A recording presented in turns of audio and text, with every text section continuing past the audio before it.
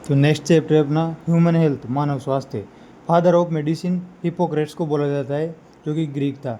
इसके बाद जो स्वास्थ्य की जो ओल्ड डेफिनेशन है उसका समर्थन भारतीय आयुर्वेद ने किया था। वो ओल्ड डेफिनेशन क्या है कि देह तरल का जो संतुलन होता है वही स्वास्थ्य होता है। काले पित्त वाले को बुखार होगा, ये इसका मानना था।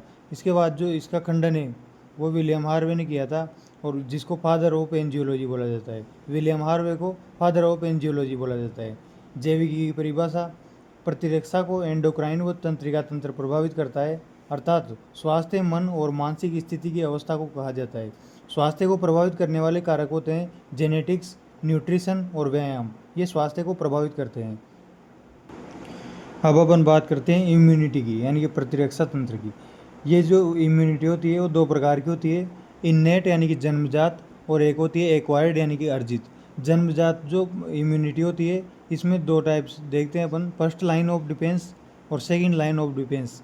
फर्स्ट लाइन ऑफ डिफेंस में शारीरिक अवरोध, कार्यात्मक अवरोध के द्वारा इम्यूनिटी प्राप्त की जाती है, जिसमें शारीरिक अवरोध में स्किन हो गया, स्किन में स्वेट और स्वीबम जो होता है उसके द्वारा, शारीरिक अवरोध के द्वारा इम्यूनिटी होती है। इसके बाद जो म्यूकोसा होती है, म्यूकोसा से आहार नाल, श्वास नाल और मूत्र मार्ग, इसमें इम्यूनिटी होती है म्यूकोसा के द्वारा। इसके बाद कार्यात्मक अवरोध कौन से होते हैं? लार, आमाशय, HCl, आंसू, और कान में जो सेरुबिन वैक्स होता है, ये सब कार्यात्मक अवरोध होते हैं। इनको बोला जाता है फर्स्ट लाइन ऑफ डिफेंस। इसके बाद आती है second line of defence. Second line of defence में चार प्रकार की चीज़ें होती है। फर्स्ट है सेल्यूलर अवरोध, सेकंड है कोशिका द्रव्य अवरोध, थर्ड है इन्फ्लेमेशन, और फोर्थ है कॉम्प्लीमेंट सिस्टम। कॉम्प्लीमेंट्री जो सिस्टम होता है वो फोर्थ है।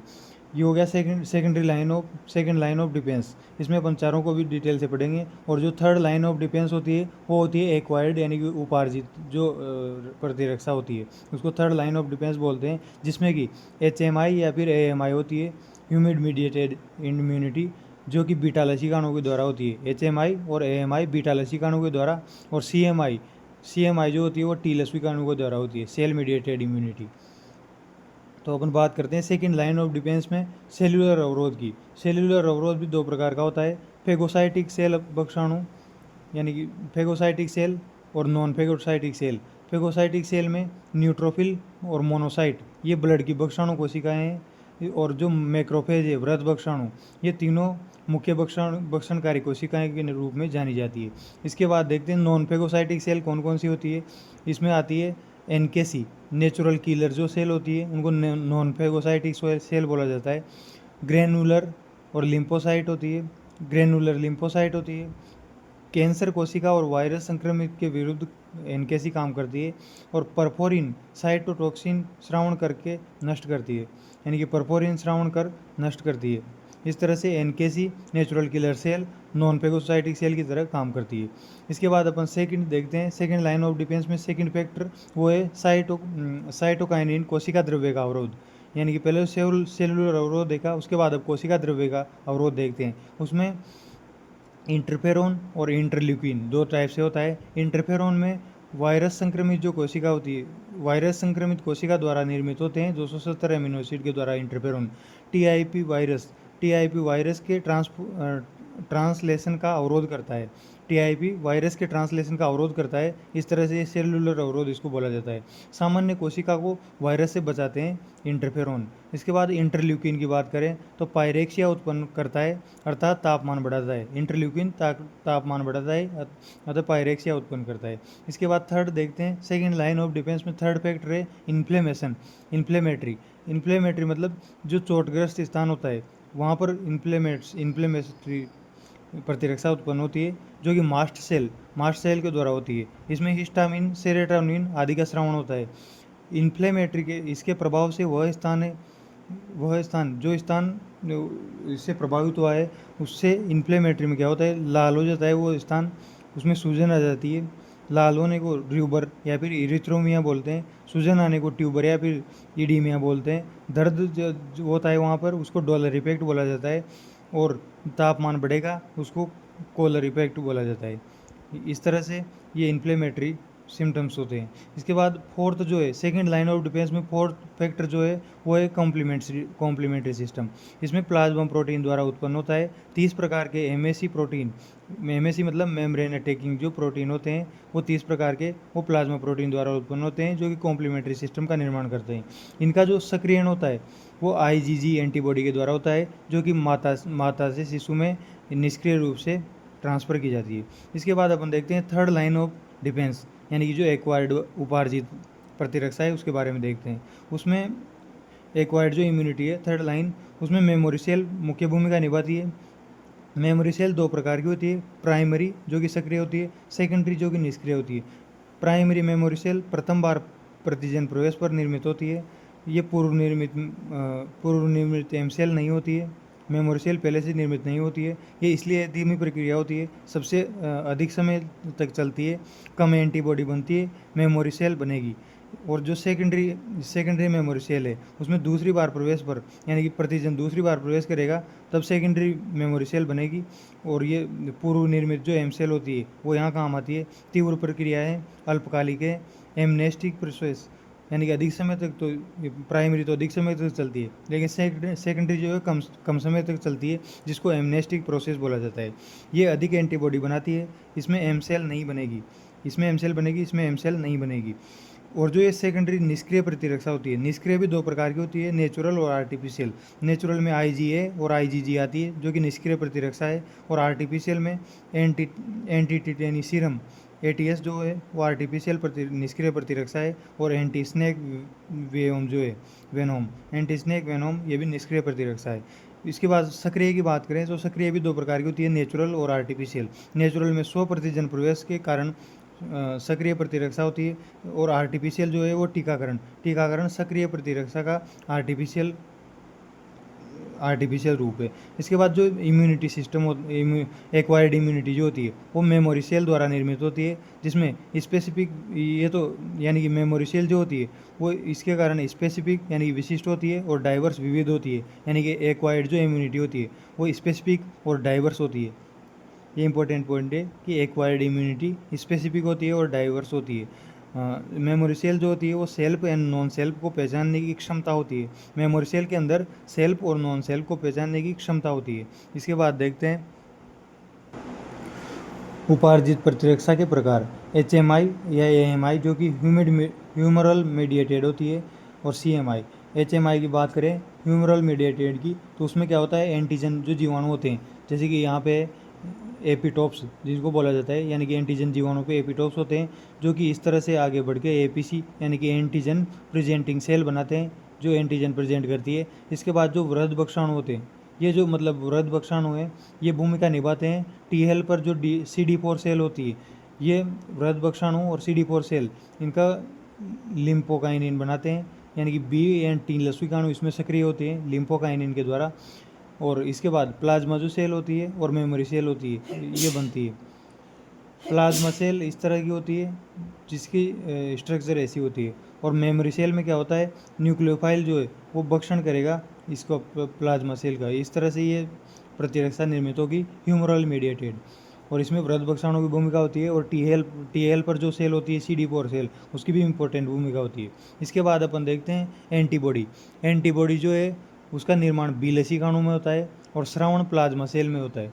और इसके एंटीबॉडी जो होती है वो ग्लाइकोप्रोटीन प्रकृति की होती है। इसमें गामा ग्लोबुलिन, IG इम्यूनोग्लोबिन, दो प्रकार के ग्लोबुलिन होते हैं। गामा ग्लोबुलिन जो कि IG इम्यूनोग्लोबिन बनाता है जो कि ग्लाइकोप्रोटीन प्रकृति का होता है। इसकी एंटीबॉडी की जो संरचना होती है इस प्रकार से होती है, इसमें दो तो C चेन होती है और दो तो C एंड होते हैं, और इसमें दो ही एन एंड होते हैं, यानी कि इस तरह से C और एन एंड होते हैं इसमें। इस तरह नीचे की साइड C एंड और ऊपर की साइड एन एंड।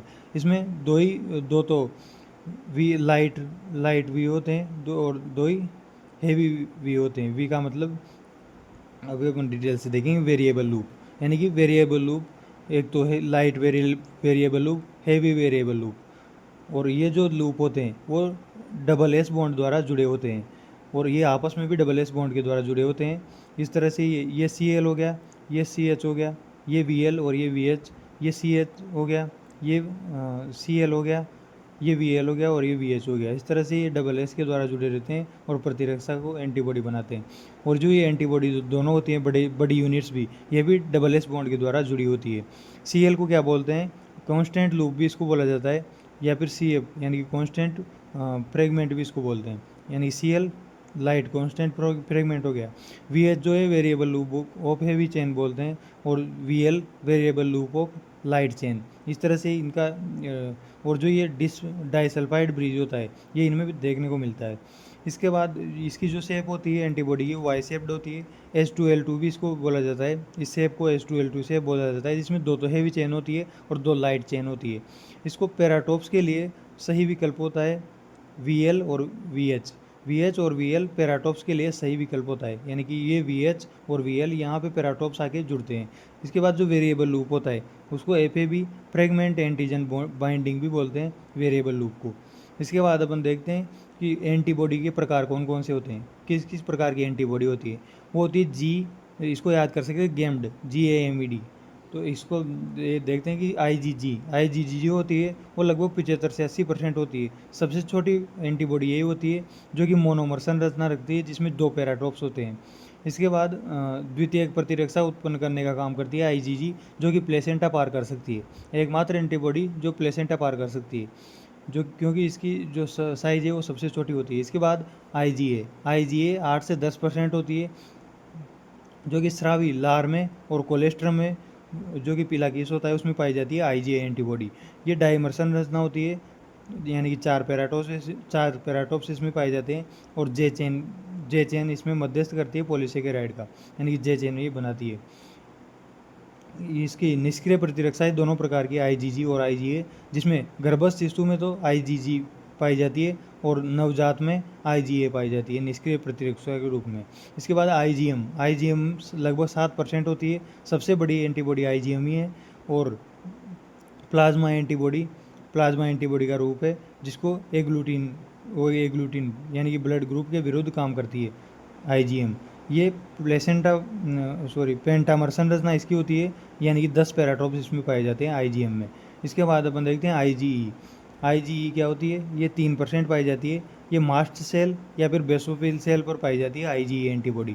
ये IgE एंटीबॉडी एलर्जिक एंटीबॉडी भी बोली जाती है, यानी कि एलर्जी के लिए रेस्पॉन्सिबल होती है IgE एंटीबॉडी।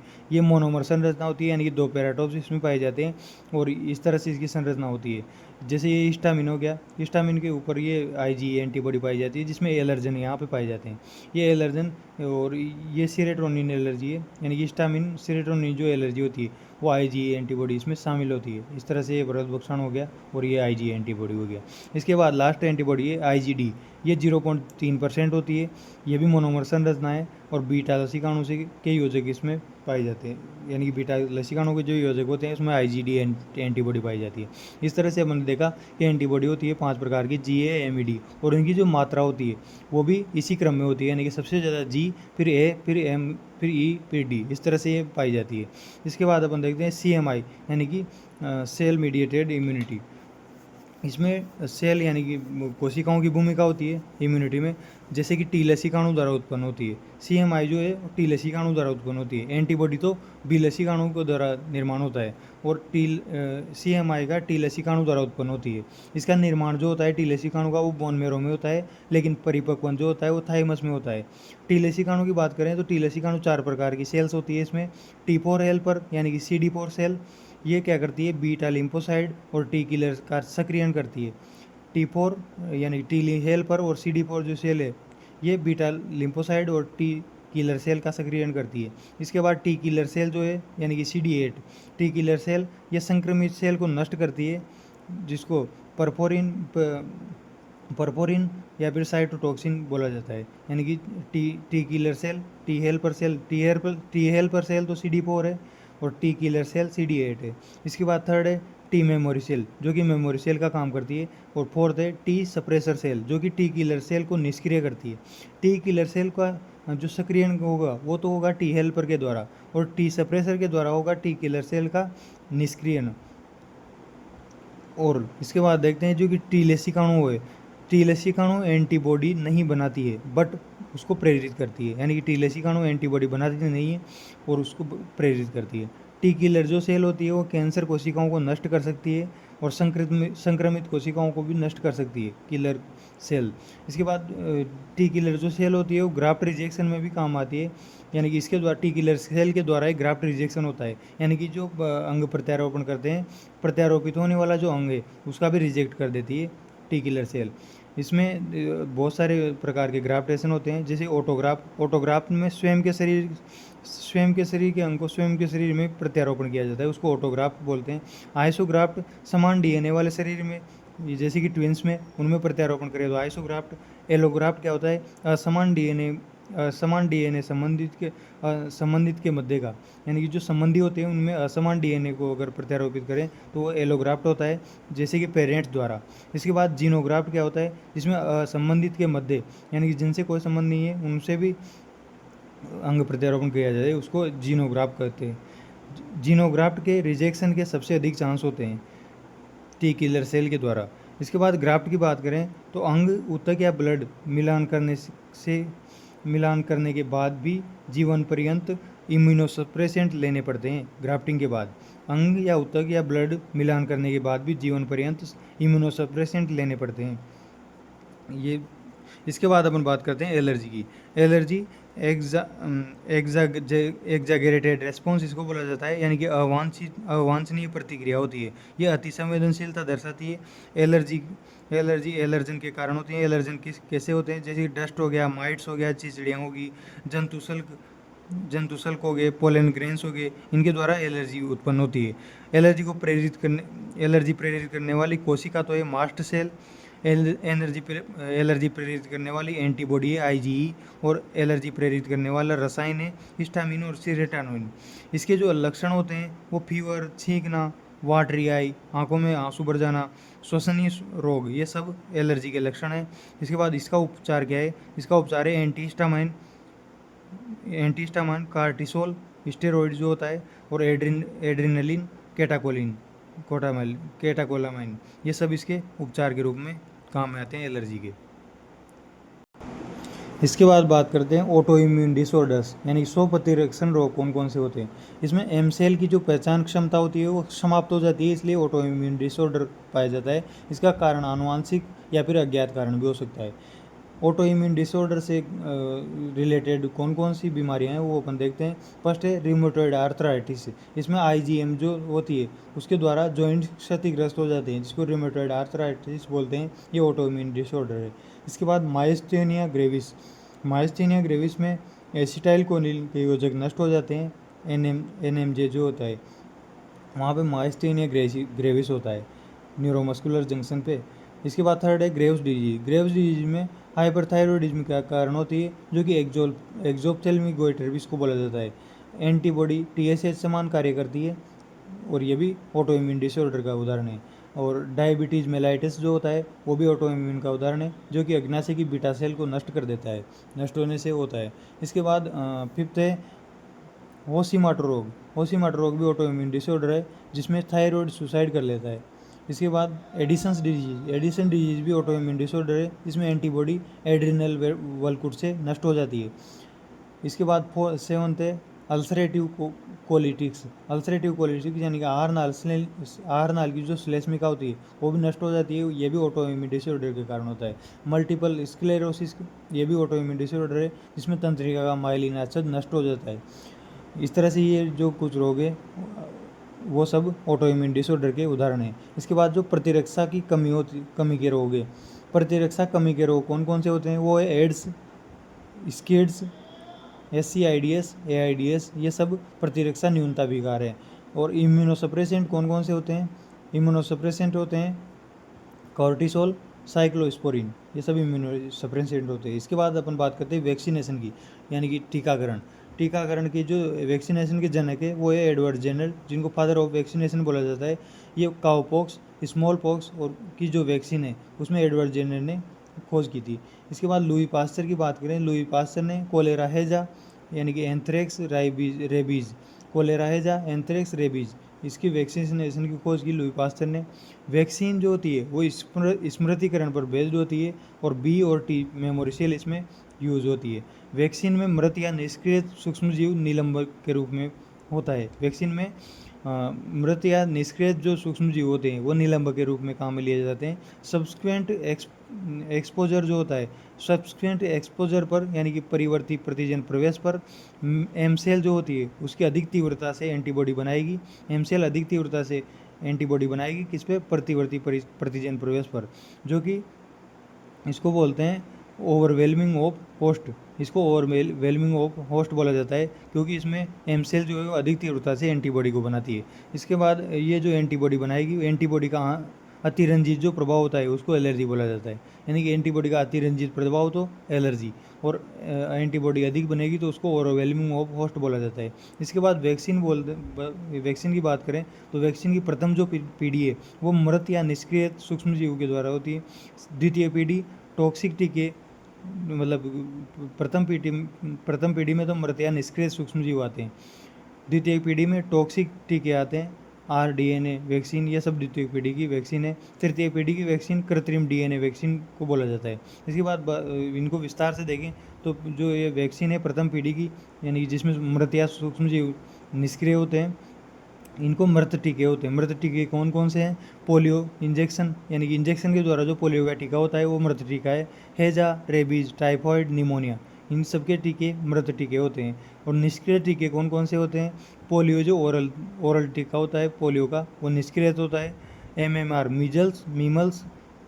मीजल्स, मम्प्स और रूबेला के जो टीके होते हैं वो भी निष्क्रिय होते हैं। और BCG TB का जो टीका होता है और स्मॉल पॉक्स का टीका वो भी निष्क्रिय होता है।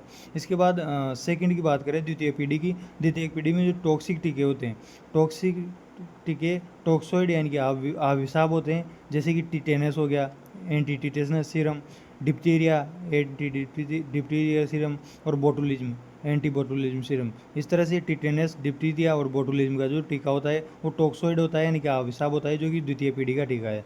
इसके बाद थर्ड देखते हैं RDNA वैक्सीन, जो कि द्वितीय पीढ़ी की है। RDNA वैक्सीन में हर्पीज वायरस की जो DNA वैक्सीन होती है, हेपेटाइटिस B ये ईस्ट द्वारा होती है, और कृत्रिम DNA हेपेटाइटिस B। इस तरह से कृत्रिम DNA जो होता है थर्ड पीढ़ी का, वो भी हेपेटाइटिस B की वैक्सीन इसका उदाहरण है। इसके बाद प्रतिरक्षा तंत्र की बात करें तो प्रतिरक्षा तंत्र लिम्फोसाइट, लसिका कोशिका द्वारा लसिका ऊतक और लसिका अंग इसमें भाग लेते हैं प्रतिरक्षा तंत्र में। और घुलनशील जो प्रोटीन होता है वो एंटीबॉडीज बनाता है। घुलनशील प्रोटीन एंटीबॉडी बनाने का काम करता है प्रतिरक्षा तंत्र में। इसके बाद लिम्फोइड अंग कौन कौन से होते हैं उनकी बात करते हैं।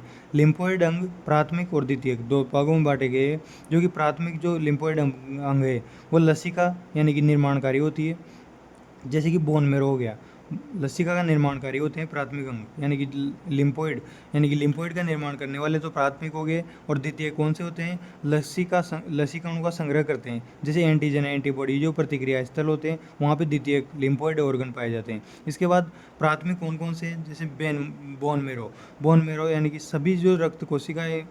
सभी रक्त कोशिकाएं का निर्माण बोन मेरो में होता है। बीटा लसिकाणु का परिपक्वन भी बोन मेरो में होता है। और थाइमस जो है वहाँ पे भी पिंडों से निर्मित होती है, और टी लसिकाणु का परिपक्वन यहाँ पे होता है।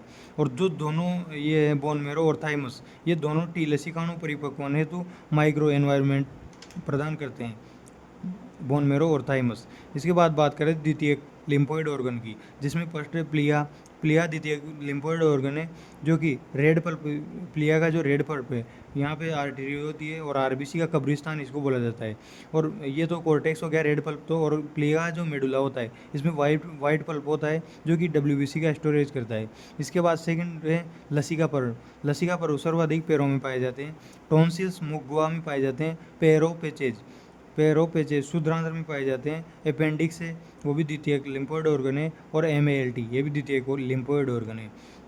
नेक्स्ट बात करते हैं मोनोक्लोनल एंटीबॉडी। मोनोक्लोनल एंटीबॉडी क्या होती है? ये विशेष एपिटोड्स के विरुद्ध काम करती है। मोनोक्लोनल एंटीबॉडी हाइब्रिडोमा तकनीक के द्वारा विकसित की गई, और किसने की थी? कोहलर और मिलस्टेन ने और कोहलर ने मोनोक्लोनल एंटीबॉडी हाइब्रिडोमा तकनीक विकसित की थी। विशेष एपिटोड्स के विरुद्ध ये प्रदर्शन करती है, और इसका प्रोसेस इस तरह से रहता है कि ये हो गया मेलेनोमा सेल, यानी कि कैंसर से रिलेटेड, और ये होगी बीटा लसीकाणु। इन दोनों के बीच में पीईजी से इनको जोड़ते हैं और इसको जो वृद्धि करते हैं उसको बोलते हैं मोनोक्लोनल एंटीबॉडी, जिसमें कि रोगम पाया जाता है। रोगम पाया जाता है मोनोक्लोनल एंटीबॉडी में। इस तरह से कोलर और माइलस्टीन का ये प्रयोग हो गया।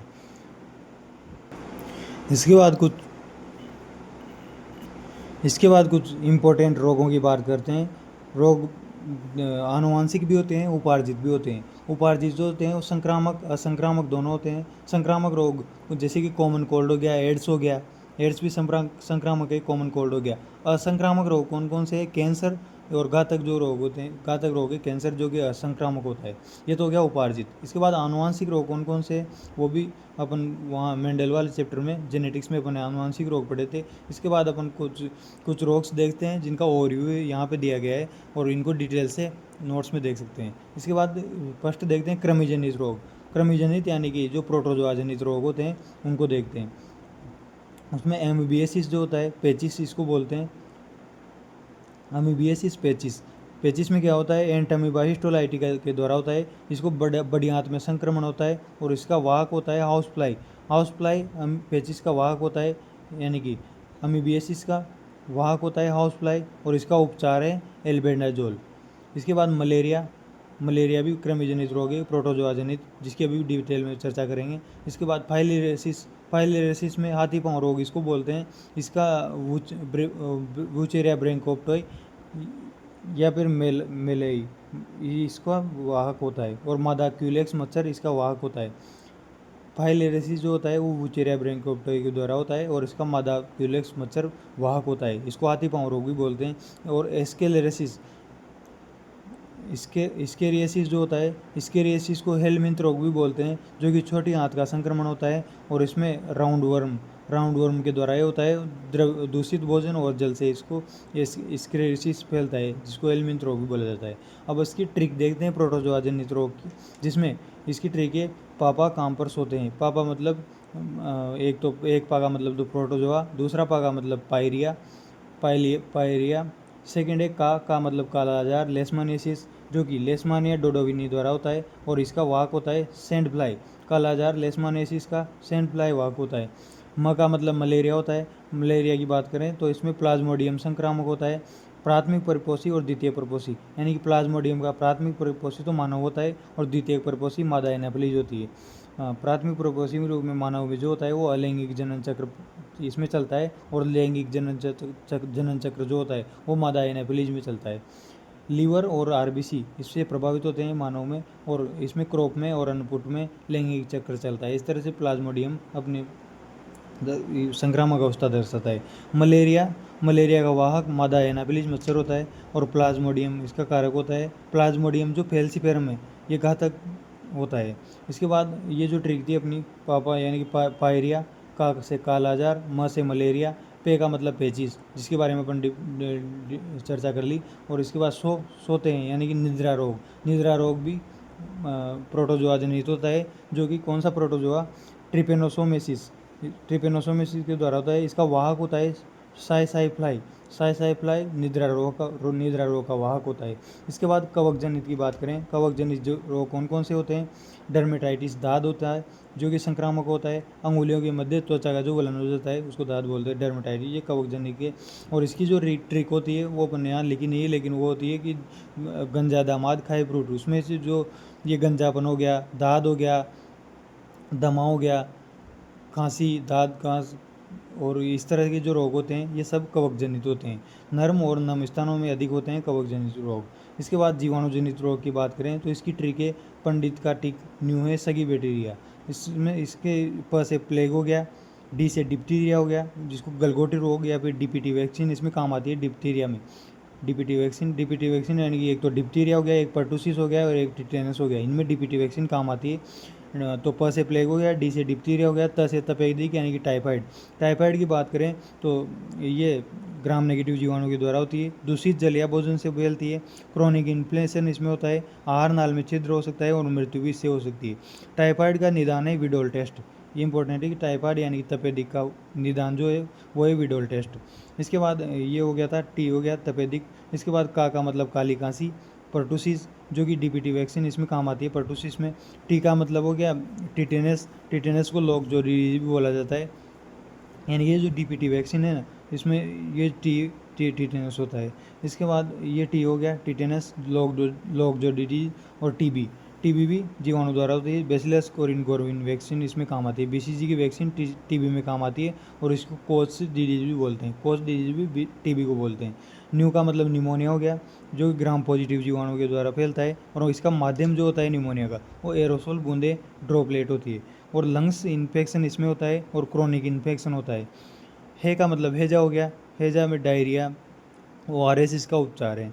इसके बाद बैक्टीरिया, सगी का मतलब सिपेलिस और ग से गोनेरिया, ये भी जीवाणुजनित रोग है। और बैक्टीरिया मतलब ये सब बैक्टीरिया से होते हैं। इस तरह से ये बैक्टीरिया जीवाणुजनित रोग हो गए। वायरस जनित रोग की बात करें तो वायरस की ट्रिक है रचना हमें पानी दो जरा, ये बिस्ली। RS से रेबीज हो गया जो कि घातक रोग होता है। CS से चिकन पॉक्स हो गया, स्मॉल पॉक्स भी इसको बोलते हैं, जो कि वेरियोला वायरस से होता है। DSDN इसमें वेरियोला वायरस, वेरिसेला वायरस, यानी कि स्मॉल पॉक्स तो वेरिसेला वायरस से होता है, और स्मॉल पॉक्स तो वेरियोला वायरस से होता है। चिकन पॉक्स वेरिसेला वायरस से होता है। चिकन पॉक्स वेरिसेला से और स्मॉल पॉक्स वेरियोला वायरस से होता है। इसके बाद RA से रेबीज हो गया, CS से चिकन पॉक्स हो गया, NA और HA से हिपेटाइटिस हो गया, हिपेटाइटिस। M से मीजल्स हो गया, measles rubella virus, measles rubella virus के द्वारा होता है। E से ईबोला हो गया, पानी से पोलियो हो गया जिसमें लिम्स पैरालिसिस इसको बोलते हैं। दो का मतलब डेंगू, डेंगू का वाहक होता है मादा एडीज और प्लेटलेट इसमें कम हो जाती है। और जरा का मतलब जीका।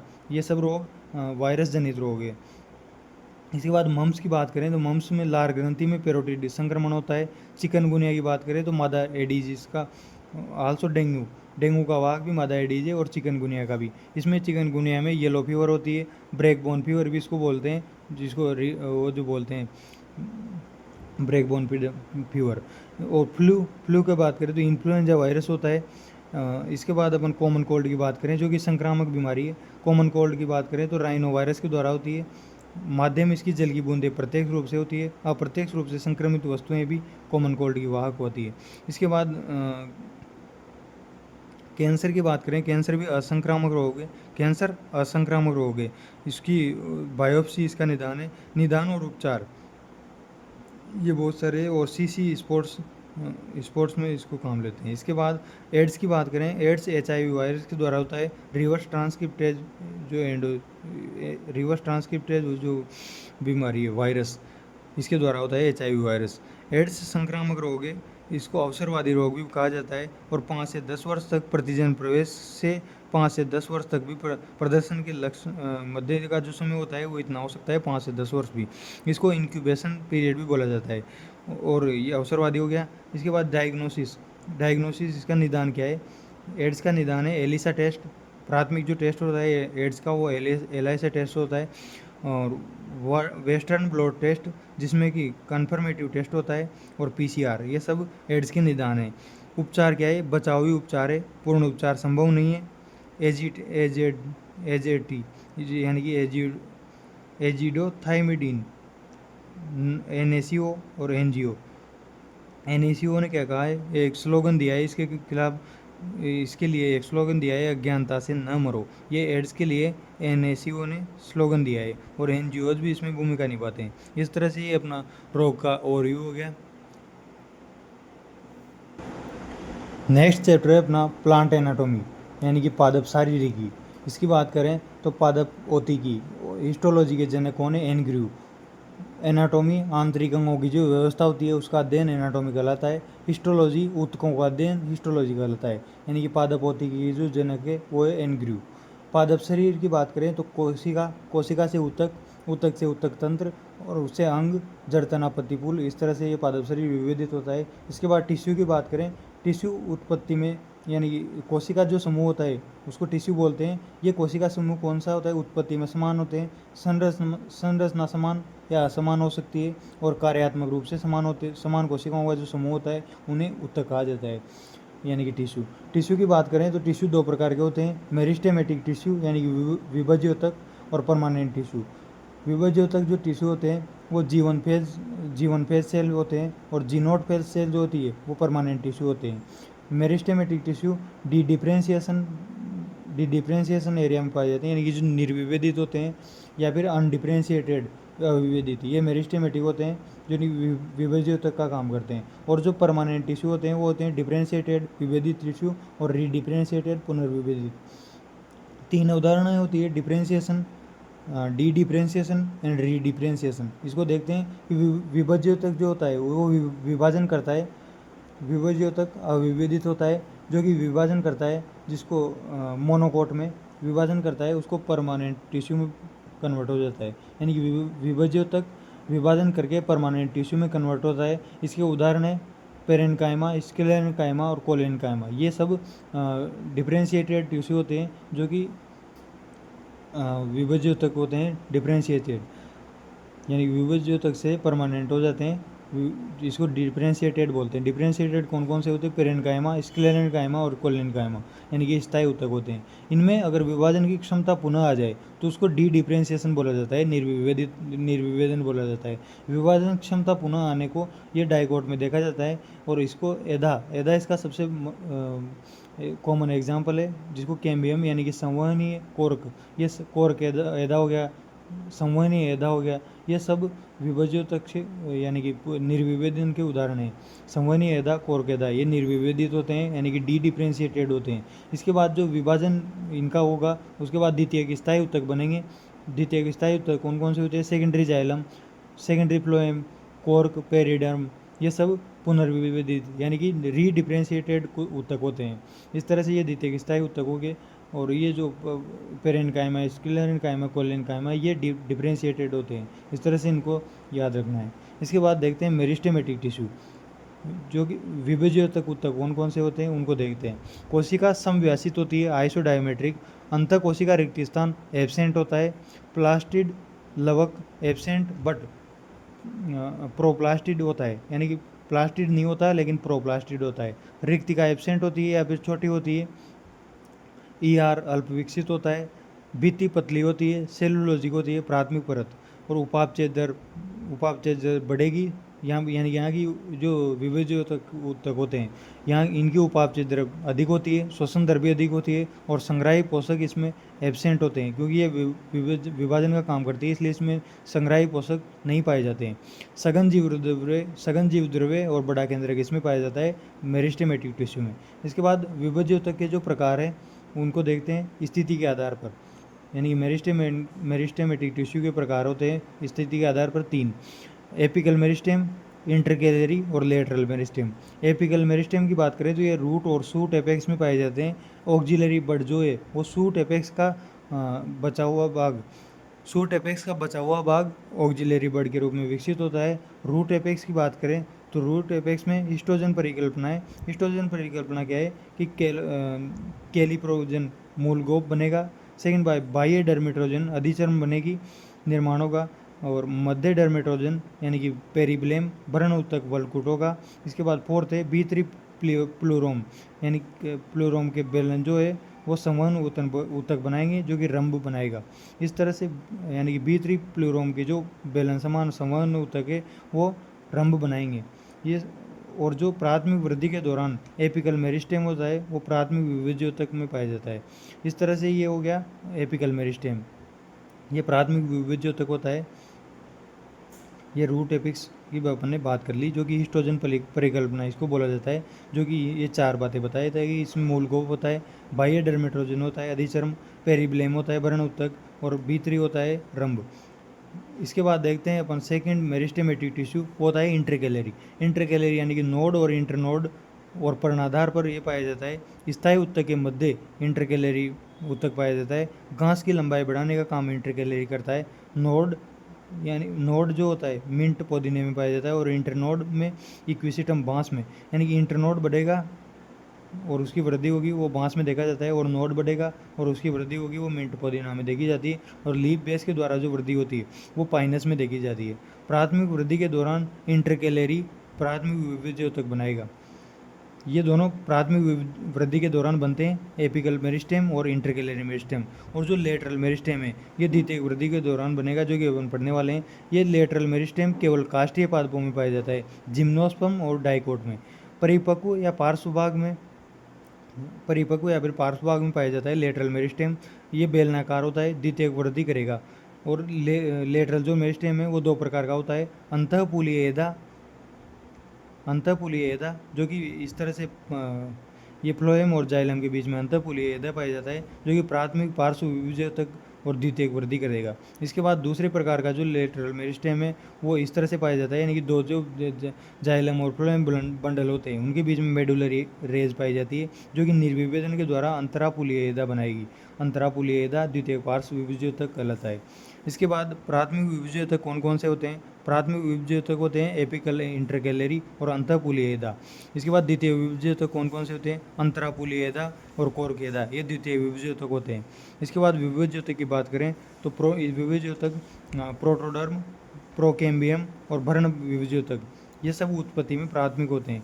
विभजक प्रोटोडर्म, प्रोकेम्बियम और भ्रूण विभजक ये उत्पत्ति में प्राथमिक होते हैं। इसके बाद स्थायी उत्तक की बात करें, ये जो विभजक है ये विभाजन के द्वारा, डिफरेंशिएशन के द्वारा स्थायी उत्तक में परिवर्तित होंगे। स्थायी उत्तक दो प्रकार के होते हैं, सरल और जटिल। सरल स्थायी उत्तक में एक ही प्रकार की कोशिकाओं के समूह से निर्मित होते हैं, और जटिल जो स्थायी उत्तक होते हैं ये जाइलम और फ्लोएम होते हैं। इसके एग्जाम्पल, सरल स्थायी उत्तक की बात करें तो पेरेन्काइमा, मृदुतक, ये सरल स्थायी उत्तक होता है। यानी सरल स्थायी उत्तक कौन कौन से होते हैं? पेरेन्काइमा, स्क्लेरेन्काइमा और कोलेन्काइमा। यानी कि पेरेन्काइमा यानी कि मृदुतक, स्थूल कोणोतक यानी कि कोलेन्काइमा और स्क्लेरेन्काइमा दृढ़ोतक। इस तरह से ये तीन सरल स्थायी उत्तक होते हैं। इसमें बात करते हैं अपन पेरेन्काइमा की। पेरेन्काइमा यूनिवर्सल टिश्यू है, यानी कि हर जगह पाया जाता है।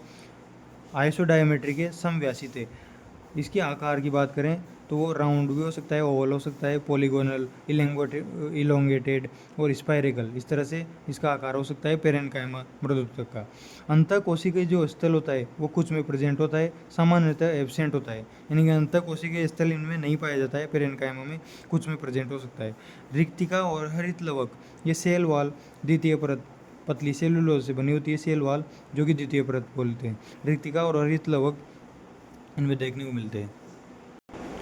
पेरेन्काइमा कौन कौन सी, पेरेन्काइमा के कार्य क्या होते हैं? कार्य होता है भोजन संग्रहण और श्रावण, जैसे मकरंद, ऑयल, एंजाइम वगैरह ये पेरेन्काइमा में संग्रहित होते हैं।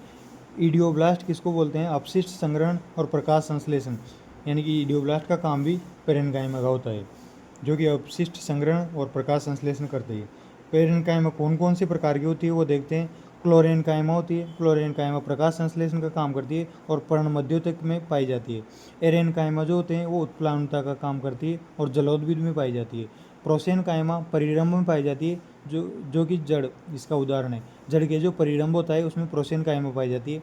रे पेरेन्काइमा ये अरीय दिशा में जल परिवहन का काम करती है, जो कि जाइलम मृदुतक में पाई जाती है। सैटेलाइट जो पेरेन्काइमा है वो तारे समान होती है और केले के पत्ते की पर्णाधार में इसको पाया जाता है। और म्यूसिलेज जो पेरेन्काइमा है ये जल संग्रहण का काम करती है और मांसलोद्भिद जो सीएम पौधे होते हैं उनमें पाई जाती है म्यूसिलेज। इसके बाद कोलेन्काइमा की बात है, पेरेन्काइमा हो गया। इसके बाद कोलेन्काइमा यानी कि स्थूल कोणोतक। स्थूल कोणोतक जीवित या जीवित यांत्रिक उत्तक होता है। ये अंतःकोशिकीय रिक्त स्थान इसमें भी एब्सेंट होता है, मोनोकोट एंड जड़ में एब्सेंट होता है। इंपॉर्टेंट है कि कोलेन्काइमा जो होता है ये मोनोकोट और जड़ में एब्सेंट होता है। समव्यासित कोशिका इसमें पाई जाती है, यूनिवर्सल नहीं है, यानी कि मोनोकोट और जड़ में एब्सेंट होगा तो यूनिवर्सल इसलिए नहीं है। इसके बाद इसकी प्रेजेंस देखें तो कहाँ पे मिलता है? लीप मार्जिन में मिलता है और पीटियोल पर्णव्रंत यहाँ पे और लीप मार्जिन यहाँ पे कोलेन्काइमा पाया जाता है, यहाँ पे मिलते हैं। इसकी जो ये संरचना इस प्रकार की होती है, जिसमें कि ये हो गया वैक्यूल, ये कोणों पर रसायन हो गया, यहाँ पे रसायन का स्थूलन होता है। कौन कौन से रसायन कोणों पर स्थूलन करते हैं? वो है सेल्यूलोज, हेमिसेल्यूलोज और पेक्टिन का यहाँ पर जमाव होता है कोलेन्काइमा में। इसके बाद इसके आकार की बात करें तो आकार ओवल हो सकता है, पॉलीगोनल हो सकता है, स्फेरिकल हो सकता है। डाइकोट तने की जो हाइपोडर्मिस होती है वो स्थूल कोणों तक की बनी होती है, यानी कि डाइकोट तने की हाइपोडर्मिस कोलेन्काइमा यानी कि स्थूल कोणों तक की बनी होती है। हरित लवक युक्त होते हैं और ये प्रकाश संश्लेषण कर सकते हैं। इसके बाद मृदुतक और स्थूल जो कौनोतक होते हैं, कोलेनकाइमा और पेरेनकाइमा, ये प्रकाश संश्लेषी होते हैं। लाइव एसिमिलेटरी जीवित स्वांगीकृत ऊतक इनको बोला जाता है। इसके बाद स्क्लेरेनकाइमा की बात करें, दृढ़ोतक, स्क्लेरेनकाइमा दृढ़ोतक, ये मृत यांत्रिक ऊतक होते हैं। वो दोनों तो जीवित यांत्रिक ऊतक है, ये मृत यांत्रिक ऊतक है। ये अंतःकोशिका रिक्त स्थान इसमें भी नहीं होता, यानी कि लगभग सभी में नहीं होता, पेरेनकाइमा में कुछ में हो सकता है। अंतःकोशिकीय रिक्त स्थान नहीं, भित्ति लिग्निन का जमा, भित्ति पर लिग्निन का जमाव होता है, जो कि जल हेतु अपारगम्य है। कार्बोहाइड्रेट, कोनिफेरल एल्कोहल, ये लिग्निन का जमाव होता है। इसका आकार गोलाकार और बेलनाकार हो सकता है। और स्क्लेरेनकाइमा जो है वो दो प्रकार की होती है, आकार, रूप, उत्पत्ति, कार्य के आधार पर दो प्रकार की स्क्लेरेनकाइमा दृढ़ोतक होती है। फर्स्ट है फाइबर रेशे समान और दूसरी है स्क्लेरिड इस समान की, इस तरह से। फाइब्रस जो स्क्लेरेनकाइमा है वो पॉइंटेड एंडेड होती है, इस तरह से इसकी संरचना होती है, यानी कि पॉइंट एंडेड होती है, इलोंगेटेड होती है, संकुचित किनारे होते हैं इसके, इस तरह से। सरल गर्त होती है, इसके बीच में सरल गर्त होती है। लिग्निन युक्त वाल होती है इसकी, इसकी संकुचित किनारे हो गए। संकड़ी ल्यूमेन होती है, ये जो ल्यूमेन अवकाशिका है वो संकड़ी होती है, समूह में पाई जाती है। ये जो फाइबर है वो समूह में पाए जाते हैं और इसका जो कार्य होता है वो जाइलम और फ्लोएम को यांत्रिक सहारा देना फाइबर स्क्लेरेनकाइमा का काम होता है। इसके बाद स्क्लेरिड की बात करें, स्क्लेरिड साकित गर्त होता है, इसमें तो सरल गर्त है फाइबर में और स्क्लेरिड में साकित गर्त होते हैं। लिग्निन का जमाव इसमें पाया जाता है। संकरीय अवकाशिका इसमें भी पाई जाती है, दोनों में संकरीय अवकाशिका पाई जाती है। इसकी आकृति गोलाकार, अंडाकार और बेलनाकार हो सकती है। मोटी लिग्निकृत भित्ति होती है, मोटी लिग्निकृत भित्ति होती है। फलों के पल्प में पाई जाती है। नाशपाती हुआ, गुआवा, चीकू, की, स्क्राइप्स, इनमें ये पाई जाती है स्क्लेरिड कोशिकाएं। बीज के आवरण में भी पाई जाती है, लेग्यूम, मटर की फली में। और फल भित्ति पर ड्रूप जो अस्टील फल होते हैं उनकी फल भित्ति पर भी पाई जाती है और पत्ती में, चाय की पत्ती में पाई जाती है स्क्लेरिड स्क्लेरेनकाइमा। इसके बाद बात करते हैं जटिल स्थायी ऊतक की। जटिल स्थायी ऊतक में जाइलम और फ्लोएम की बात करेंगे। इसके जटिल स्थायी ऊतक के संवहन पूल एग्जाम्पल हो गए, जिसमें जाइलम और फ्लोएम आते हैं। इसके बाद एक से अधिक जो कोशिकाएं होती है उनका समूह होता है जटिल स्थायी ऊतक में। इसमें फर्स्ट की अपन बात करते हैं जाइलम की। जाइलम, प्राथमिक जाइलम और द्वितीय जाइलम। प्राथमिक जाइलम में प्राक एदा से निर्मित होता है और द्वितीय जाइलम संवहनी एदा से निर्मित होता है। द्वितीय जाइलम डाइकोट में काष्ठीय पादप में पाया जाता है। इसके बाद प्राथमिक प्राइमरी जाइलम और प्रोटोजाइलम और मेटाजाइलम। ये जाइलम को पहले तो प्राथमिक द्वितीय हो गया और सेकंड विभाजन इसका प्रोटोजाइलम और मेटाजाइलम। प्रोटोजाइलम संकरी ल्यूमेन होती है, कम सक्षम होते हैं, और मेटाजाइलम चौड़ी ल्यूमेन होती है और अधिक सक्षम होते हैं। यानी कि यहाँ पे देखें तो ये जो प्रोटोजाइलम होता है ये मेटाजाइलम, यानी कि मेटाजाइलम अधिक चौड़ा होता है और प्रोटोजाइलम संकरा होता है। अब इसकी बात करें तो इस तरह से ये संवहन पूल होते हैं। ये जो जाइलम है इसके संवहन पुल दो प्रकार के होते हैं, एक जार्क रूट होती है या एंडार्क होते हैं। यानी कि रूट्स में एक जार्क होते हैं जाइलम, इस तरह से देखे जाते हैं। यानी कि पीएक्स बाहर होगा, एमएक्स अंदर होगा, यानी कि बाहर की तरफ गति करेंगे, इसलिए एक जार्क बोले जाते हैं। और अभिकेंद्र की इसको बोला जाता है। एक जार्क और अभिकेंद्र की जो होते हैं वो रूट्स में पाए जाते हैं, अभिकेंद्र की और एक जार्क जाइलम। और एंडार्क और अपकेंद्र की जो जाइलम होते हैं अपकेंद्र की और एक जार्क, यानी कि पी एम एक्स इसमें बाहर की तरफ होगा और पी एक्स अंदर की तरफ होगा और अपकेंद्र की इसको बोला जाता है, जो कि एंडार्क और अपकेंद्र की लीफ और स्टेम में पाए जाते हैं और एक जार्क रूट में पाए जाते हैं। जाइलम के जो घटक होते हैं उनकी बात करें तो जाइलम के चार घटक होते हैं, ट्रेकियार्ड्स, वाहिनिका, वेसल्स, वाहिका, जाइलम मृदुतक जो जीवित होता है। और ये जो तीनों होते हैं, जाइलम मृदुतक ओनली है जो जीवित होता है, और ट्रेकियार्ड्स, वाहिनिका, वेसल्स, वाहिका और जाइलम दृढ़ोतक ये सब मृत टिश्यू होते हैं। इसके बाद एक एक की बात करें तो ट्रेकियार्ड्स की बात करते हैं। ट्रेकियार्ड्स दोनों किनारों से बंद होती है, इलोंगेटेड होती है, परपोरेटेड अछिद्रित एंड इसमें होते हैं, मोटी लिग्निन भित्ति इसमें पाई जाती है, आंतरिक अवकाशिका छोटी होती है, सभी संवहनीय पादपों में पाया जाता है ट्रेकियार्ड्स। टेरिडोफाइट, जिम्नोस्पर्म और एंजियोस्पर्म इन सब में ट्रेकियार्ड्स पाई जाती है। एक के ऊपर एक व्यवस्था होती है, यानी कि इसको रो या चैनल के रूप में एक के ऊपर एक व्यवस्था होती है ट्रेकियार्ड्स की। लिग्निन के जमाव से विकसित स्थूलन इसमें पाए जाते हैं। ट्रेकियार्ड्स की बात कर रहे थे तो उसका अनुप्रस्थ कार्य इस तरह से होता है। ट्रेकियार्ड्स ये हो गया एनुलर रिंग, यानी कि प्रोटोजाइलम इस प्रकार से होता है और मेटाजाइलम इस प्रकार से होता है। प्रोटोजाइलम में एनुलर रिंग वलयाकार होती है इस तरह से, और ये स्पाइरल सर्पिलाकार, दो तरह के प्रोटोजाइलम होते हैं और दो तरह के मेटाजाइलम होते हैं, जो कि एक तो रेटिकुलेटेड इस तरह से होता है और पिटेड गर्तीय इस तरह से होता है। सर्वाधिक पाया जाने वाला जो ट्रेकियार्ड्स है वो एक गर्तीय यानी कि पिटेड, जो कि मेटाजाइलम होता है। इसके बाद सेकंड है अपना वेसल्स, वाहिकाएँ। वेसल्स एंजियोस्पर्म में पाई जाती है, ट्राइकोसेंट्री, ट्रोकोडेंड्रेसी और विंट्रेसिकुल में नहीं पाई जाती, जबकि सभी एंजियोस्पर्म में इनके अलावा ट्राइकोसेंट्रेसी, ट्रोकोडेंड्रेसी और विंट्रेसिकुल, इनके अलावा सभी एंजियोस्पर्म में वेसल्स पाई जाती है। जिम्नोस्पर्म और टेरिडोफाइटा में एब्सेंट होती है वेसल्स। इसके बाद इसके अपवाद की बात करें, जिम्नोस्पर्म का जो, यानी कि जिम्नोस्पर्म में नॉर्मली तो एब्सेंट होती है वेसल्स, लेकिन इसका एक अपवाद है नीटेल्स, नीटम, वेलवेसिया और इपेड्रा, इनमें वेसल्स पाई जाती है जो कि जिम्नोस्पर्म में। इसके बाद ये इसका अनुप्रस्थ काट हो गया, जिसमें चौड़ी अवकाशिका पाई जाती है, लिग्नीकृत वाल पाई जाती है और परफोरेटेड एंड यानी कि छिद्रित एंड इसमें पाए जाते हैं। इसके बाद बहुकोशिकीय होती है, वाहिकाएँ बहुकोशिकीय होती है, एक सेल से वाहिका एलिमेंट पाया जाता है और इसमें इलोंगेटेड होती है, संवहन में अधिक सक्षम होती है।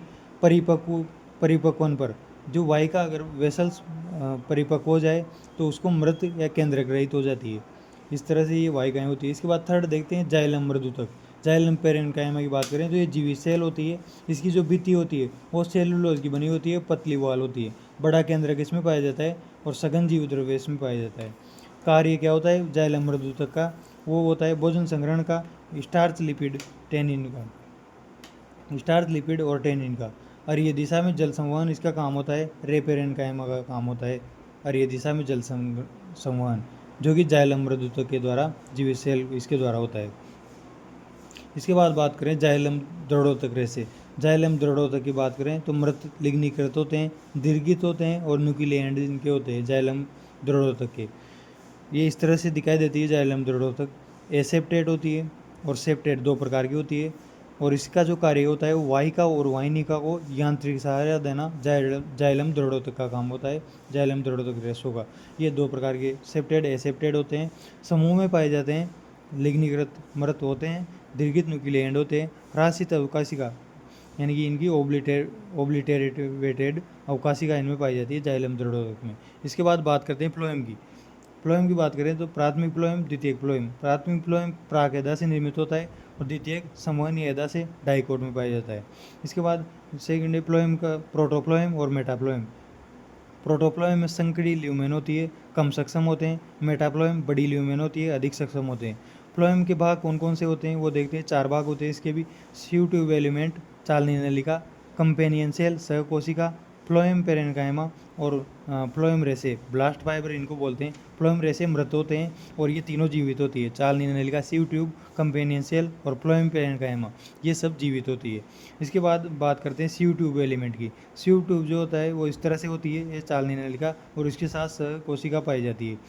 सीव ट्यूब बहुकोशिकीय होती है, इस तरह से बहुकोशिकीय होती है। इसकी जो एक सेल होती है वो सीव ट्यूब एलिमेंट कहा जाता है। सीव ट्यूब परिपक्वन के दौरान रिक्तिका का विस्तार होगा, अवकाशिका चौड़ी होगी, जीव द्रव्य परिधीय होगा और केंद्रक एब्सेंट होता है। सीव ट्यूब में केंद्रक एब्सेंट होता है, जबकि सहकोशिका जो कोलेटरल सेल होती है, कंपेनियन सेल होती है, उसमें केंद्रक पाया जाता है। चालनी नलिका में उभयनिष्ठ भित्ति होती है, इस तरह से ये चालनी नलिका में उभयनिष्ठ भित्ति होती है और तिर्यक व्यवस्थित होती है, इस तरह से तिर्यक व्यवस्थित होती है और चालनी समान, यानी कि इसलिए इसको चालनी नलिका बोला जाता है। इसके बाद बात करते हैं कि टेरिडोफाइटा और जिम्नोस्पर्म में एब्सेंट होती है। टेरिडोफाइटा और जिम्नोस्पर्म में एब्सेंट होती है। इसकी जगह पे क्या होती है, स्ट्रासबर्गर एल्यूमिनस सेल होती है। इसके स्थान पर सीव सेल होती है, चालनी प्लेट पार्श्व में होती है। कंपेनियन सेल टेरिडोफाइटा और जिम्नोस्पर्म में एब्सेंट होती है। इसके स्थान पर सीव सेल होती है, चालनी प्लेट पार्श्व में होती है। किसमें, कंपेनियन सेल के स्थान पर। कंपेनियन सेल टेरिडोफाइटा और जिम्नोस्पर्म में एब्सेंट होती है। चालनी नलिका के साथ कंपेनियन सेल जुड़ी होती है, जो कि ओमेटोजेनेटिकली यानी कि ओंटोजेनेटिकली संबंधित होती है। चालनी नलिका से कंपेनियन सेल ओंटोजेनिकली संबंधित होती है और इसमें टेरिडोफाइटा और जिम्नोस्पर्म में ये नहीं पाई जाती है। इसके स्थान पर सीव सेल पाई जाती है, चालनी प्लेट पार्श्व में पाई जाती है। ये जो इसके स्थान पर स्ट्रासबर्गर और एल्बुमिन सेल पाई जाती है, किसमें, टेरिडोफाइटा और जिम्नोस्पर्म में। इसके बाद चालनी विशेष मृदुत्व की सेल होती है कंपेनियन सेल। इनका केंद्र बड़ा होता है, सघन जीव द्रव्य होता है, CO2 एलिमेंट के साथ पिट फील्ड द्वारा संबंधित होती है। जीव द्रव्य तंतु संयोजन इसको बोला जाता है। कार्य क्या होता है कंपेनियन सेल का, CO2 का उपापचय नियमन और CO2 में दाब प्रवणता को बनाए रखना, ये काम होता है कंपेनियन सेल का। इसके बाद थर्ड देखते हैं फ्लोएम मृदुतक। फ्लोएम मृदुतक भित्ति पर गर्त होते हैं, जीव द्रव्य बड़ा केंद्रक सघन जीव द्रव्य इसमें पाया जाता है। और कार्य क्या होता है फ्लोएम मृदुतक का, वो टेनिन, म्यूसिलेज, रेजिन, लेटेक्स संग्रहण का काम होता है फ्लोएम मृदुतक का। मोनोकोट स्टेम में एब्सेंट होती है। फ्लोएम मृदुतक यानी कि फ्लोएम पेरेन्काइमा मोनोकोट स्टेम में एब्सेंट होती है। इसके बाद फोर्थ देखते हैं दृढ़ोतक रेशे यानी कि बास्ट फाइबर। दृढ़ोतक रेशे वो अशाकित होते हैं, लिग्नीकृत होते हैं। इनका आर्थिक महत्व क्या होता है, पटसन, सन और भांग, इनमें फ्लेक्स में, इनमें सब में आर्थिक महत्व काम आते हैं बास्ट फाइबर यानी कि दृढ़ोतक रेशे। ये अशाकित और लिग्नीकृत होते हैं। प्राथमिक फ्लोएम डाइकोट में एब्सेंट होते हैं यानी कि प्राथमिक फ्लोएम और डाइकोट में डाइकोट के जो प्राथमिक फ्लोएम होते हैं उनमें दृढ़ोतक रेशे बास्ट फाइबर एब्सेंट होते हैं। इसके बाद अपन बात करते हैं टिश्यू सिस्टम। ऊतक तंत्र को किस प्रकार से काम करता है। ये तीन होते हैं ऊतक तंत्र, एपिडर्मल अधिचर्म ऊतक तंत्र, ग्राउंड टिश्यू सिस्टम बर्न ऊतक तंत्र और वेस्टिकुलर टिश्यू सिस्टम संवहन ऊतक तंत्र। पहले की बात करते हैं एपिडर्मल यानी कि अधिचर्म ऊतक तंत्र। ये इस प्रकार का होता है, इसको अपन ये अगर अनुप्रस्थ काट लें तो इनमें ये एपिडर्मल होता है, ये ग्राउंड होता है और ये होता है वेस्कुलर। इस तरह से पाए जाते हैं एक तने में। इसके बाद एपिडर्मल की बात करें तो एपिडर्मल सेल इसमें पाई जाती है। एपिडर्मल बर्न ऊतक में एपिडर्मल जो टिश्यू सिस्टम है उसमें एपिडर्मल सेल पाई जाती है जो कि मृदुत्वीय सेल होती है, एक परतीय होती है और इसका अपवाद है जो कि अन्य पीपल यानी कि फाइकस, कनेर यानी कि नीरियम, ये सब इसके एक परतीय मृदुतक सेल के अपवाद है। यानी कि फाइकस और कनेर में एक परतीय नहीं होती है मृदुतक सेल। इसके बाद एपिडर्मल एपेंडेजेज होते हैं और एपिडर्मल स्ट्रक्चर होती है। इसके बाद एपिडर्मल सेल की बात करें तो एपिडर्मल सेल क्यूटिकल में पाई जाती है। वैक्स क्यूटिन युक्त अधिचर्म सेल होती है। तने पर पत्ती पर वाष्पोत्सर्जन को घटाने का काम करती है। जड़ में एब्सेंट होती है क्यूटिकल सेल और हाइड्रोफाइट्स में, और जड़ में एब्सेंट होती है क्यूटिकल सेल जो कि एपिडर्मल सेल का प्रकार है। इसके बाद जड़ में एपिब्लेमा कहते हैं। एपिडर्मल जो सेल होती है उसको जड़ में एपिब्लेमा कहा जाता है। पत्ती मोनोकोट की जो पत्ती होती है उसमें बुलिफॉर्म सेल इसको बोला जाता है। एपिडर्मल सेल को मोनोकोट की पत्ती में बुलिफॉर्म सेल बोला जाता है। पत्ती को खोलने और बंद करने में सहायक होती है बुलिफॉर्म सेल। बड़े आकार की होती है, रंगहीन कोशिका होती है। इस तरह से वैक्स क्यूटिन युक्त अधिचर्म सेल इसको बोला जाता है। इसके बाद अपन देखते हैं नेक्स्ट है अधिचर्म उपांग। अधिचर्म उपांग की यानी कि एपिडर्मल एपेंडेजेज, उसमें आते हैं रूट हेयर, मूल रोम इस प्रकार से दिखाई देते हैं। ये मैचुरेशन एरिया हो गया, ये इलोंगेशन हो गया और ये हो गया विभज्योतक क्षेत्र। ये विभज्योतक क्षेत्र, ये इलोंगेशन, ये मैचुरेशन। यहाँ पे ये रूट हेयर देखने को मिलते हैं। यहाँ पे कोसेंट होता है और ये रूट कैप यानी कि मूल गोप होता है। यहाँ पे कैलिप्टाइल से बना होता है ये मूल गोप, रूट कैप। अपन मूल रोम की बात करें तो मूल रोम एपिब्लेमा के विस्तार होते हैं, सदैव एक कोशिकीय होते हैं। मूल रोम यानी कि रूट हेयर सदैव एक कोशिकीय होते हैं, जल और खनिज के लिए पारगम्य होते हैं, पृष्ठीय क्षेत्रफल को बढ़ाते हैं। इसके बाद स्टेम हेयर्स, ट्राइकोम या भी स्टेम हेयर की बात करें तो अधिकांश बहुकोशिकीय होते हैं, कठोर होते हैं और कोमल भी हो सकते हैं।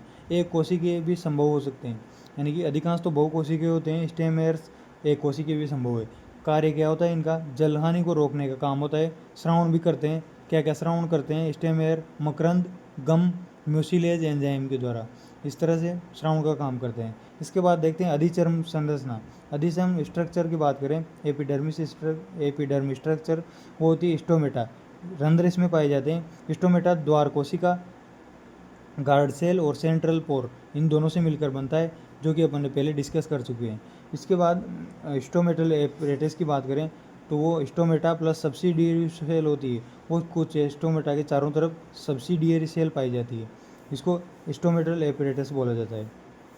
इसके बाद बात करें ग्राउंड टिश्यू सिस्टम, ग्राउंड वर्ण उत्तक तंत्र जो होता है उसकी बात करें तो ये विभेदित प्रकार का होता है। इसमें जड़ और तना विभेदित होते हैं। वलकुट और पित्त और मज्जा, पित्त मज्जा और वलकुट इस तरह से विभेदित होता है। अविभेदित प्रकार का जो होता है यानी कि विभेदित प्रकार का ग्राउंड टिश्यू सिस्टम जड़ और तना में पाया जाता है, और अविभेदित प्रकार का पत्ती में पाया जाता है, जिसमें संपूर्ण आंतरिक उत्तक को पर्णमध्योतक जो संपूर्ण आंतरिक उत्तक होता है वो कोशिका पर्णमध्योतक में पाया जाता है, और विभेदित प्रकार का जड़ और तना में पाया जाता है, जो कि वलकुट और पित्त मध्य में पाया जाता है। इसके बाद ग्राउंड जो टिश्यू सिस्टम है उसका जो कोर्टेक्स होता है, इसके भाग होते हैं कोर्टेक्स। कोर्टेक्स 3 भागों में विभाजित होता है। एंडोडर्मिस, अंतःचर्म, साधारण वलकुट और हाइपोडर्मिस। अंतःचर्म की बात करें तो मोनोकोट तने में एब्सेंट होता है, यानी कि एंडोडर्मिस कोर्टेक्स मोनोकोट के तने में एब्सेंट होता है। मोनोकोट के तने में कोर्टेक्स एंडोडर्मिस कोर्टेक्स एब्सेंट होता है। रूट में इसमें कैस्पेरियन स्ट्रिप पाई जाती है।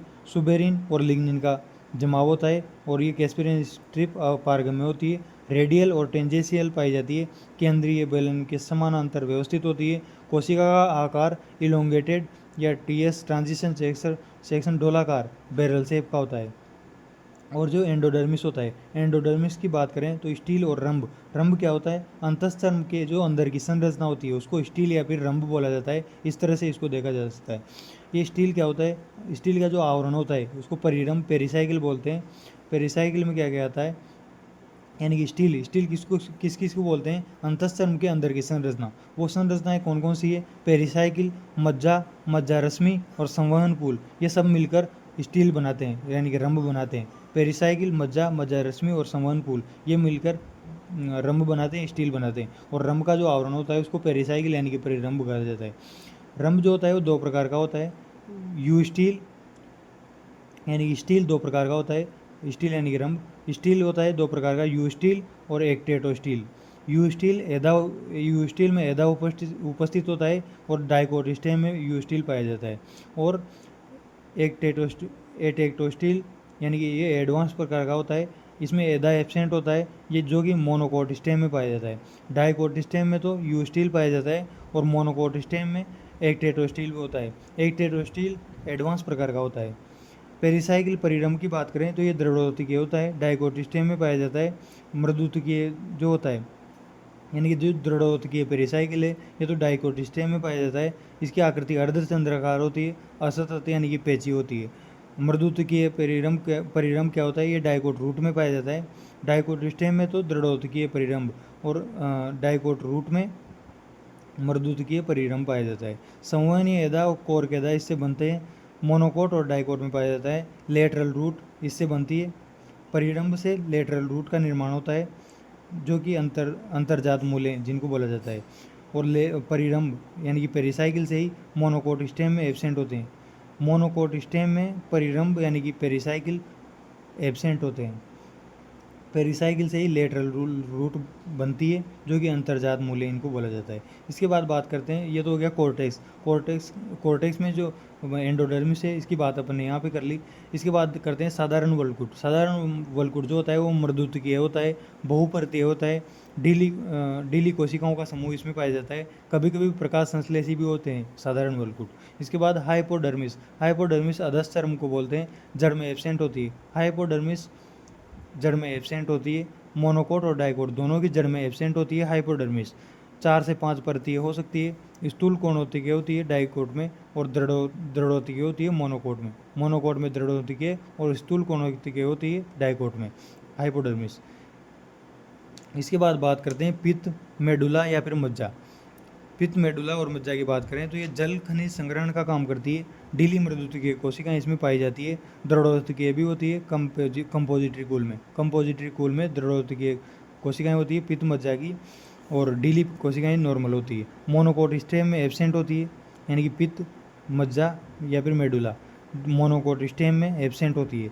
पितरेज मज्जा रश्मि मोनोकोट स्टेम में एब्सेंट होगी, यानी कि पित्त नहीं होगा तो पितरेज भी नहीं होगी। ये मृदुत की होती है।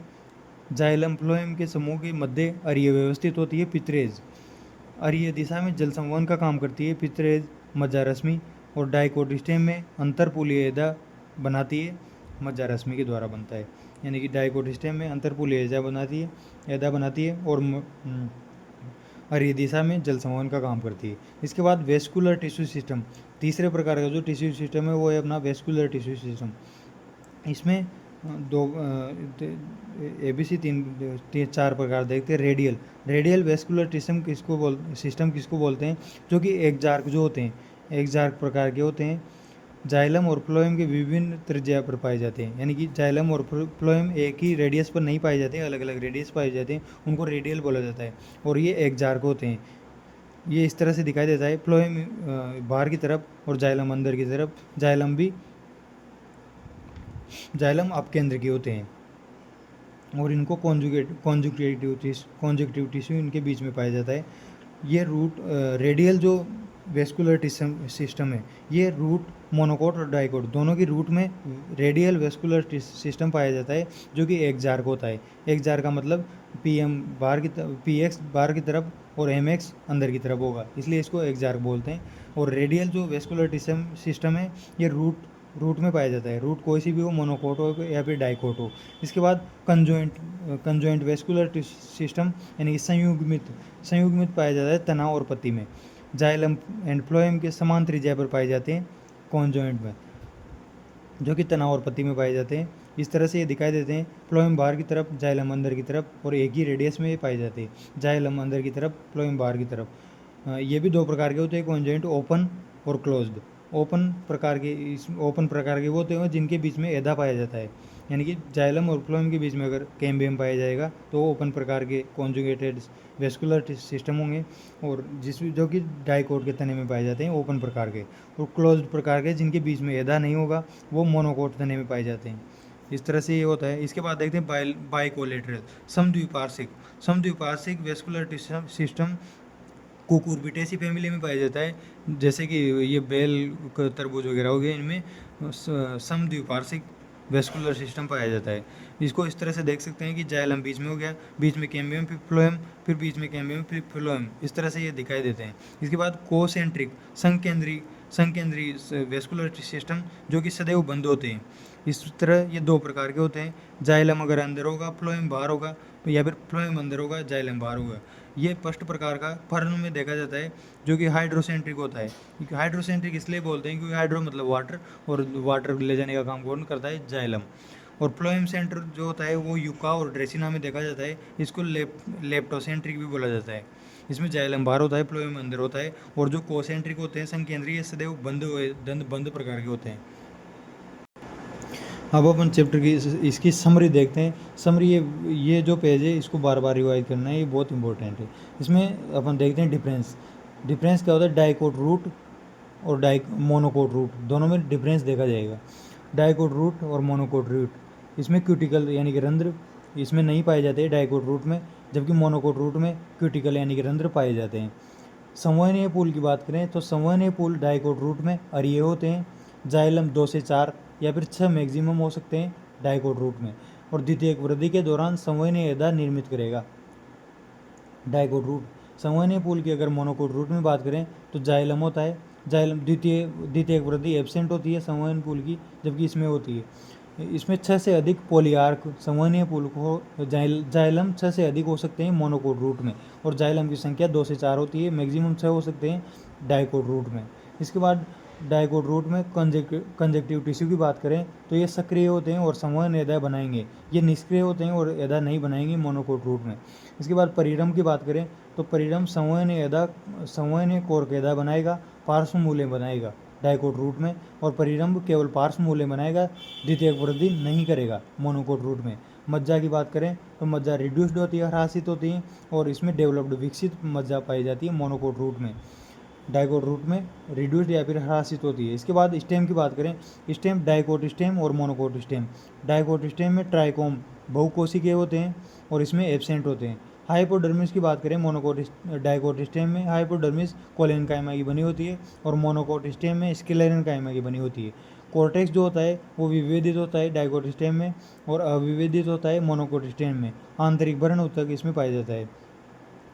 एंडोडर्मिस की बात करें तो डाइकोट स्टेम में मृदुतक स्टार्च शीत होता है और इसमें एब्सेंट होता है, यानी कि मृदुतक स्टार्च शीत डाइकोट स्टेम में तो पाया जाता है एंडोडर्मिस में, लेकिन इसमें एब्सेंट होता है। इसके बाद बात करें पेरिसाइकिल परिरंभ की, दृढ़ोत्कीय या अर्धचंद्राकार होता है डाइकोट स्टेम में और मोनोकोट स्टेम में एब्सेंट होता है पेरिसाइकिल, यानी कि एंडोडर्मिस और पेरिसाइकिल दोनों एब्सेंट होते हैं मोनोकोट स्टेम में। संवहन पूल की बात करें तो वलय में उपस्थित होते हैं डाइकोट रूप में और ओपन टाइप के होते हैं। इसमें मोनोकोट स्टेम में बिखरे हुए होते हैं और क्लोज टाइप के संवहन पूल होते हैं। संवहन पूल बंडल शीत द्वारा आवृत होते हैं दृढ़ोतक में और बिखरे हुए होते हैं। बाहरी संवहन पूल छोटे होते हैं, छोटे और सघन होते हैं और आंतरिक संवहन पूल ढीले और बड़े होते हैं। इस तरह से मोनोकोट में संवहन पूल क्लोज टाइप के होते हैं और बिखरे हुए होते हैं।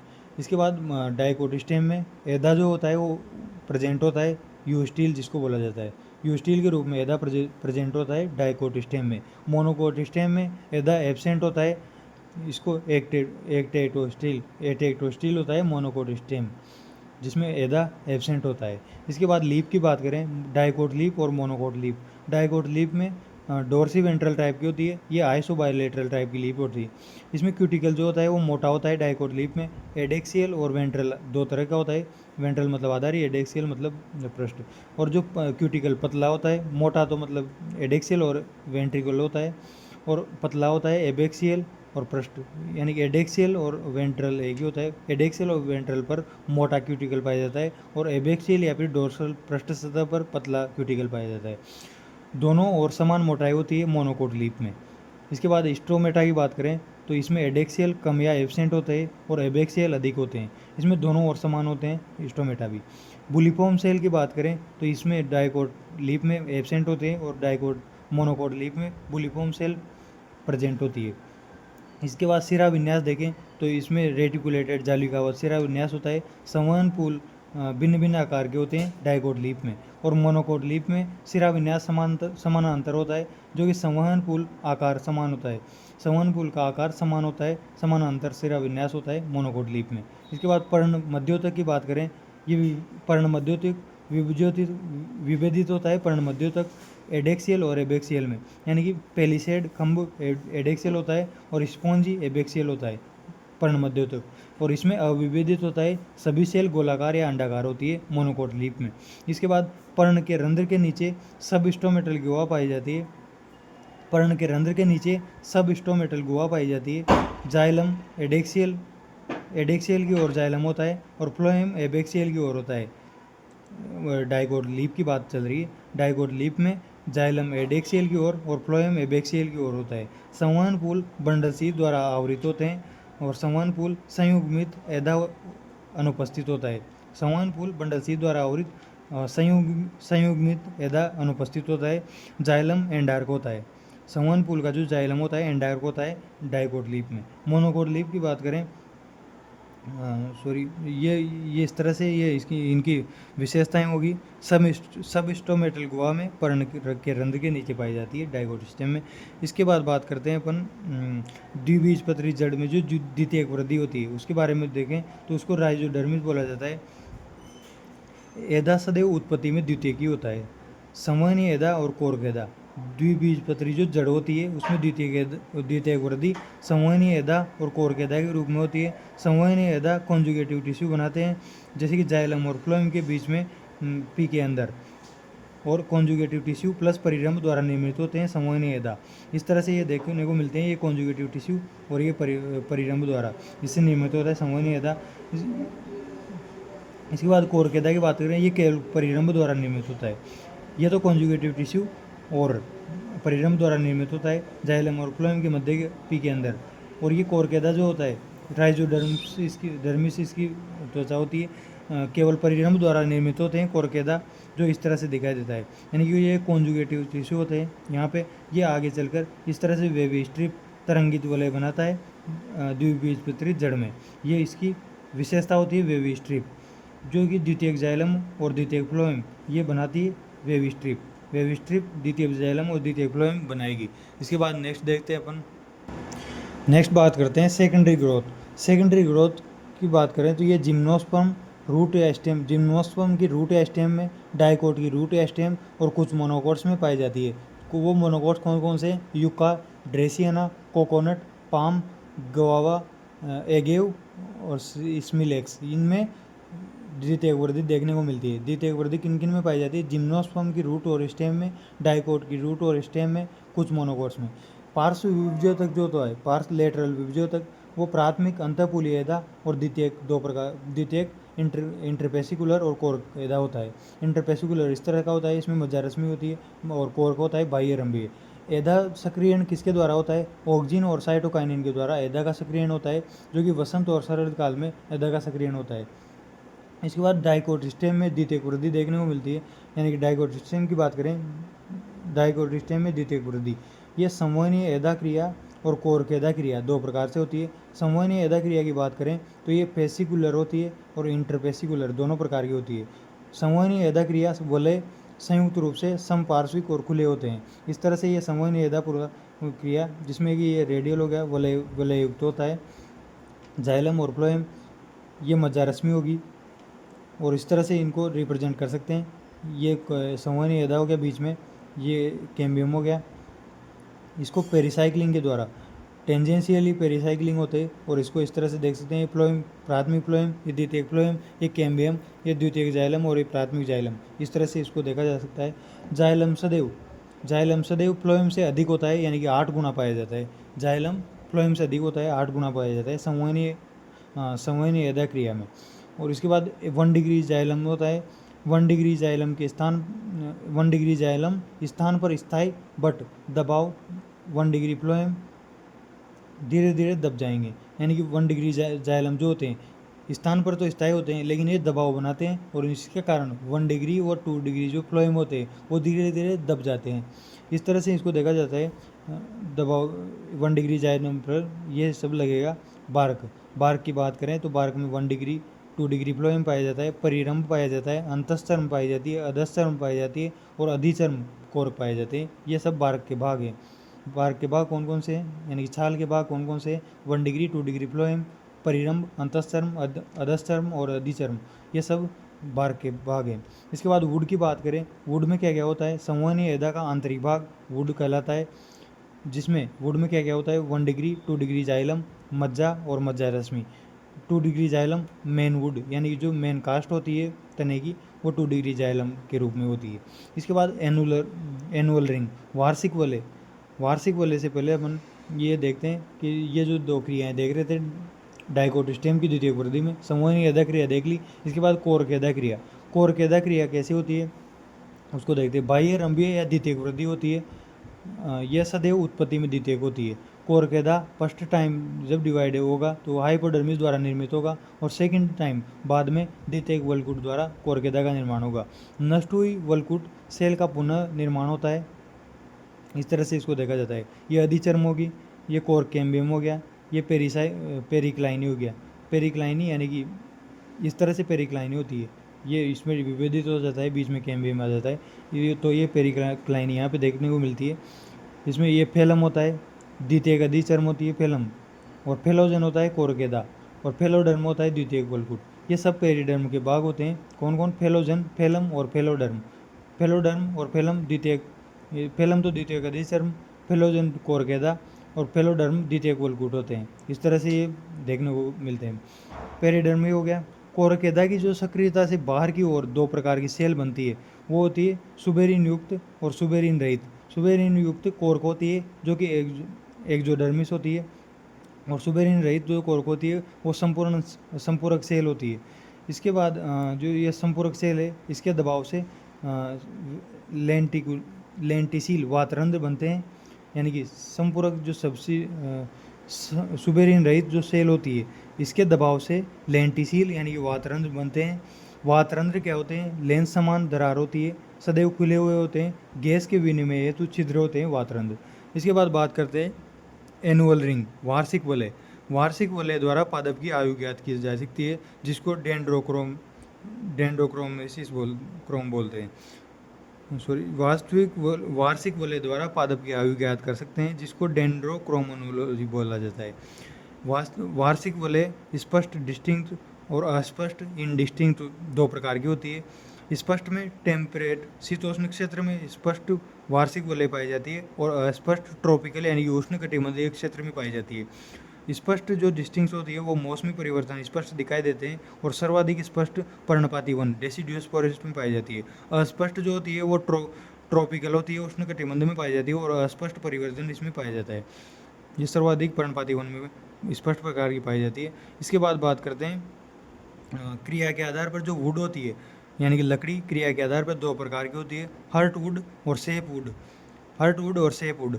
हर्ट वुड ड्यूरामेन होती है, और ये एल्बुरुमेन इसमें पाया जाता है। ड्यूरामेन हर्ट वुड में और सेप वुड में एल्बुरुमेन पाया जाता है। तने का जो केंद्र होता है वो हर्ट वुड, और परिधीय जाइलम जो होता है वो सेप वुड में परिधीय जाइलम पाए जाते हैं। इसमें तने के केंद्र में हर्ट वुड और सेप वुड परिधीय जाइलम में पाई जाती है। हर्ट वुड वो ओल्ड वुड भी बोलते हैं हर्ट वुड को, सेप वुड को न्यू वुड भी बोला जाता है। हर्ट वुड गहरा रंग होता है, सेप वुड का हल्का रंग होता है। हर्ट वुड परिवहन नहीं कर पाती है, लेकिन सेप वुड परिवहन जल खनिज का परिवहन करेगी सेप वुड। इसके बाद हर्ट वुड टाइलोसस मृत एकत्रीकरण होता है, यानी कि टाइलोसस होती है हर्ट वुड, और ये होती है सेप वुड जीवित। यानी कि टाइलोसस मृत तो होती है हर्ट वुड, सेप वुड होती है जीवित। हर्ट वुड रसायन जमाव होता है, और सेप वुड में रसायन जमाव नहीं होता। हर्ट वुड सूक्ष्म जीव प्रतिरोधी होती है, ये संवेदी होती है। सेप वुड सूक्ष्म जीव संवेदी होती है। हर्ट वुड का व्यावसायिक यूज होता है, और सेप वुड यूज में नहीं आती है। इसके बाद बात करते हैं ये जो टाइलोसस होता है, यानी कि मृत एकत्रीकरण, इसका काम करती है हर्ट वुड। मृत एकत्रीकरण में कौन कौन आते हैं? रेजिन हो गया, टेनिन हो गया, गम ऑयल, कार्बनिक एसिड, इन सब का एकत्रीकरण करती है हर्ट वुड। जो कि ये देखते हैं ये दो प्रकार की होती है। सॉफ्ट वुड जिम्नोस्पर्म में पाई जाती है, और हार्ड वुड ये एंजियोस्पर्म में पाई जाती है। ये दो प्रकार से और वुड का क्लासिफिकेशन कर सकते हैं, सॉफ्ट वुड और hard wood. Soft wood non porous होती है, वेसल्स नहीं होती है, और हार्ड जो वुड होती है उसमें वो पोरस होती है और वेसल्स इसमें पाई जाती है। हार्ड वुड जो कि एंजियोस्पर्म में पाई जाती है, ये पोरस होती है और इसमें वेसल्स पाई जाती है। इसके बाद दो प्रकार की ये देखते हैं, स्प्रिंग वुड बसंत की लकड़ी, और ऑटम वुड शरद की लकड़ी। दो प्रकार की लकड़ियाँ होती है, spring would, autumn wood. Spring would early would होती है, ऑटम वुड लेट वुड होती है। स्प्रिंग वुड तीव्रता से बनती है, धीमी बनती है late autumn wood. Spring wood हल्के रंग की होती है, ये गहरे रंग की होती है, ये कम सघन होती है, ये अधिक सघन होती है, ये अधिक सक्षम होती है, ये कम सक्षम होती है। इस तरह से अपना प्लांट एनाटॉमी कंप्लीट होता है।